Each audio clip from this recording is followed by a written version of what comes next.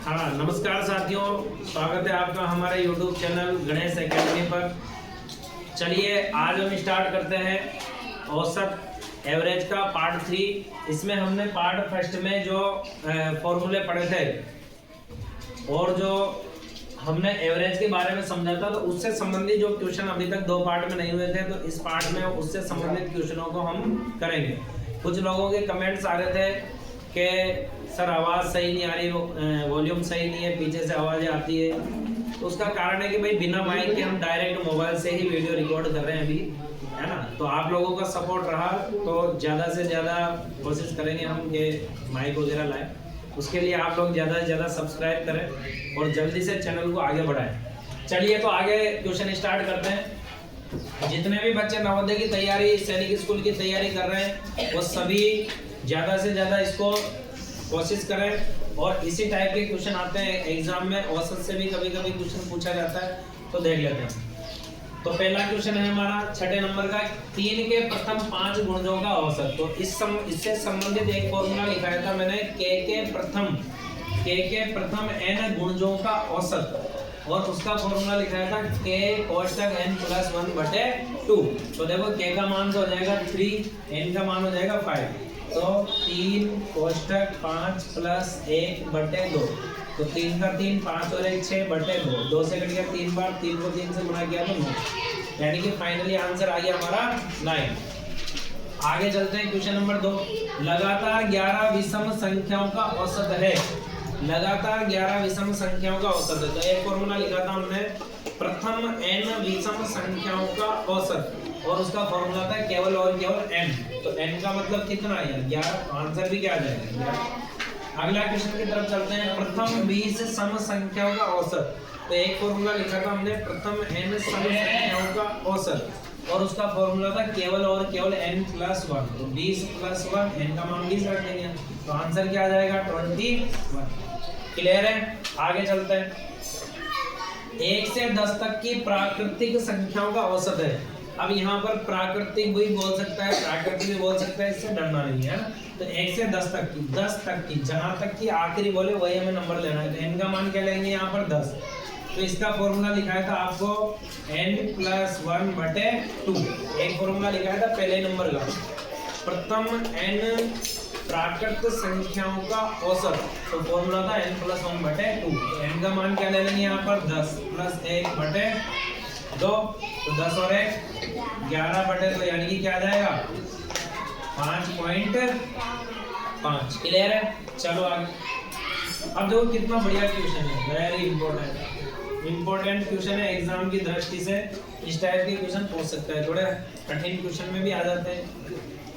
तो देखो, 8 व्यक्तियों की एक समिति में 35 वर्ष तथा 45 वर्ष के 2 सदस्यों के स्थान पर 2 स्त्रियों को लिए जाने से समिति के सदस्यों की औसत आयु में 2 वर्ष की वृद्धि हो जाती है। इन दोनों स्त्रियों की औसत आयु होगी। तो देखो, समिति है एक, कितने लोगों की, 8 व्यक्ति है ना। और कितने व्यक्ति हैं, व्यक्ति लिख लेते हैं, व्यक्ति और औसत आयु। 8 व्यक्ति हैं। अब 8 व्यक्तियों की एक समिति है, उसमें 2 व्यक्ति थे, 35 वर्ष का था एक, तो एक 45 वर्ष का। इन दोनों सदस्यों की जगह पर इन्होंने क्या किया, इनको बाहर निकाल दिया समिति में। तो जैसे ही दोनों सदस्य बाहर निकले तो कितने बचे, फिर 6। कितने बच गए, 6। अब इन दोनों को जैसे ही बाहर निकाला, एक 35 साल का था, एक 45 साल का था, तो पहले 8 व्यक्ति थे। तो जैसे 2 व्यक्ति बाहर निकले तो इनकी जगह पर 2 स्त्रियों को लाया गया। क्या किया गया, 2 स्त्रियों को समिति में शामिल कर लिया, यानी वापस कितने हो गए, 8 हो गए, बराबर 8 हो गए। शामिल होने से औसत आयु में 2 वर्ष की वृद्धि हो जाती, यानी कि 8 व्यक्ति थे, औसत आयु में 2 वर्ष की वृद्धि होगी। 2 वर्ष का मतलब मैंने बताया था, औसत का मतलब एक व्यक्ति की आयु में हुई है 2 वर्ष की वृद्धि। तो व्यक्ति कितने हैं, 8, 2 की वृद्धि हुई, यानी कि टोटल वृद्धि कितने की हो गई, 16 वर्ष। यानी कि सालों की उम्र जो है, टोटल उम्र है वो 16 वर्ष बढ़ गई। यानी कि जो 8 जने थे, 8 जनों की जितनी भी टोटल उम्र थी, उसमें 16 वर्ष की वृद्धि हो चुकी है। अब ये किन के कारण हुई, जो नई महिलाएं आए उनके कारण हुई ना। अब समझना, तो यानी कि नई महिलाओं की जो उम्र है वो 16 वर्ष क्या है ज्यादा, किनसे, जो पुराने 2 व्यक्ति गए हैं उनसे 16 वर्ष ज्यादा है। तो पुराने जो 2 व्यक्ति गए उनकी उम्र कितनी है, तो देखो 35 थी एक की, तो और एक की कितनी थी 45, तो टोटल कितनी हो रही है 80। यानी कि जो पुराने 2 व्यक्ति समिति से बाहर निकले उनकी उम्र तो थी 80 वर्ष। अब जो नई महिलाएं आए उनके आने से 16 वर्ष उम्र बढ़ गई पूरे ग्रुप की।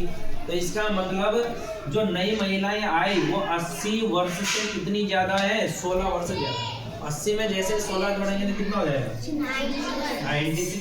यानी कि वो जो दोनों महिलाएं ग्रुप में डबल से शामिल हुई है यानी बाद में शामिल हुई है, उनकी दोनों की उम्र कितनी है 96। लेकिन उसने दोनों की नहीं पूछा, हम क्या पूछा है, दोनों स्त्रियों की औसत आयु पूछा है।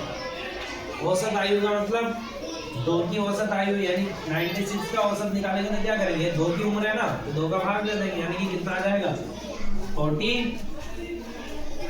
ये हमारा क्या है, क्लियर है, बढ़िया क्वेश्चन था भाई। ठीक है, नेक्स्ट क्वेश्चन की ओर चलते हैं। देखो रविवार, सोमवार, मंगलवार, बुधवार एवं गुरुवार का औसत तापमान 80 डिग्री फ़ारेनहाइट है। सोमवार, मंगलवार, बुधवार, गुरुवार, शुक्रवार, शनिवार का औसत तापमान 81 डिग्री फ़ारेनहाइट। यदि रविवार का तापमान 76 डिग्री फ़ारेनहाइट हो तो शनिवार का तापमान शुक्रवार के तापमान से 4 डिग्री अधिक है, तो शनिवार का तापमान क्या होगा। देखो काफी बड़ा क्वेश्चन है, देखो रविवार, सोमवार, मंगलवार, बुधवार, गुरुवार, इनका औसत तापमान कितना है 80 डिग्री फ़ारेनहाइट। अभी कितने दिन है 1 2 3 4 5, यानी कि एक दिन का तापमान है 80 डिग्री, तो 5 दिन का कितना हो जाएगा 80 × 5 यानी कि 400 डिग्री फ़ारेनहाइट। ठीक है, अब अगली लाइन में क्या बोल रहा है, सोमवार, मंगलवार, बुधवार।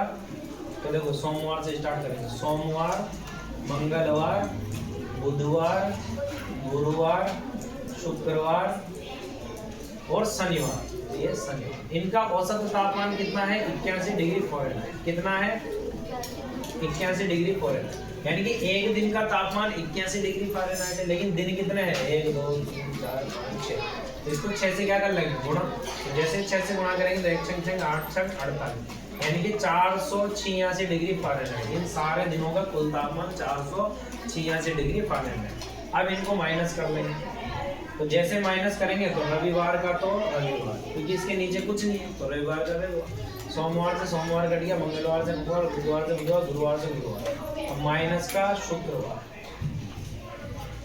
और माइनस का शनिवार। ठीक है, अब देखते हैं।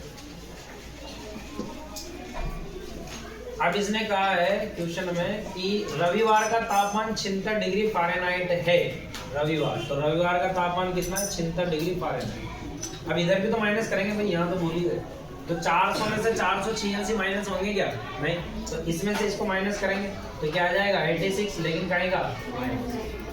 ठीक है, अब देखो ये माइनस शुक्रवार माइनस शनिवार बराबर माइनस का 86 डिग्री फ़ारेनहाइट। ठीक है, अब इसने यहाँ पर हमें ये दे रखा है शनिवार का तापमान शुक्रवार के तापमान से 4 डिग्री फ़ारेनहाइट अधिक है। इसको साइड में कर लेते हैं थोड़ा सा। ये शनिवार का तापमान, यानी कि शनिवार और शुक्रवार की क्या करी इन्होंने तुलना, शनिवार का तापमान शुक्रवार के तापमान से 4 डिग्री फ़ारेनहाइट अधिक है। क्या है, अधिक है, तो क्या करें, माना शुक्रवार का तापमान कितना है 100 डिग्री, तो शनिवार का क्या हो जाएगा 4 अधिक, यानी कि 100 डिग्री में क्या जोड़ देंगे 4 डिग्री फ़ारेनहाइट, ये हो जाएगा। ठीक है, तो ये शनिवार का हो गया और ये शुक्रवार का हो गया। ठीक है, अब चलते हैं यहाँ वैल्यू पुट कर लेते हैं, तो 76 डिग्री फ़ारेनहाइट माइनस शुक्रवार, शुक्रवार का तापमान क्या है, शनिवार का तापमान शुक्रवार के तापमान से, शनिवार का तापमान शुक्रवार के तापमान से 4 हो जाएगा। ठीक है ना, तो शुक्रवार का तापमान, तो शुक्रवार का क्या है 100 डिग्री, शनिवार का क्या है x डिग्री प्लस 4 डिग्री बराबर माइनस का 86 डिग्री।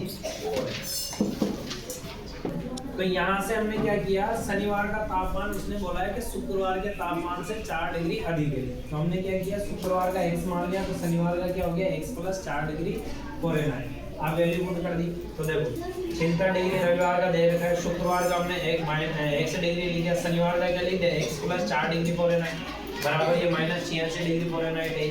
अब क्या करेंगे, देखो ये भी x की वैल्यू, ये भी x की वैल्यू, दोनों को ऐड कर देंगे। 76 डिग्री फ़ारेनहाइट प्लस के 4 डिग्री फ़ारेनहाइट, तो माइनस का x कितना हो गया, माइनस का 2x degree Fahrenheit plus 76 degree में 4 डिग्री जोड़ा तो 80 डिग्री फ़ारेनहाइट बराबर माइनस का 86 डिग्री फ़ारेनहाइट, माइनस का 2x डिग्री फ़ारेनहाइट बराबर माइनस के 86 डिग्री फ़ारेनहाइट। इस प्लस के 80 को इधर लाएंगे तो माइनस का 80 डिग्री फ़ारेनहाइट, माइनस का 2x डिग्री फ़ारेनहाइट बराबर 86 में 80 जोड़ा तो 6 का 6 8 8 16 166। हमें तो x का मान चाहिए ना, तो 2 इधर गुणा का इधर आते ही भाग का, ठीक है, तो इससे ये कटेगा कितनी बार, 8 दूनी 16 8 तिया 24, तो 83 डिग्री फ़ारेनहाइट। माइनस से माइनस कैंसिल हो जाएगा, ये हमारा क्या है, यानी कि x किसको माना था हमने, तो इसका तापमान क्या हो जाएगा, कितना डिग्री हो जाएगा, 83 डिग्री फ़ारेनहाइट। क्लियर है।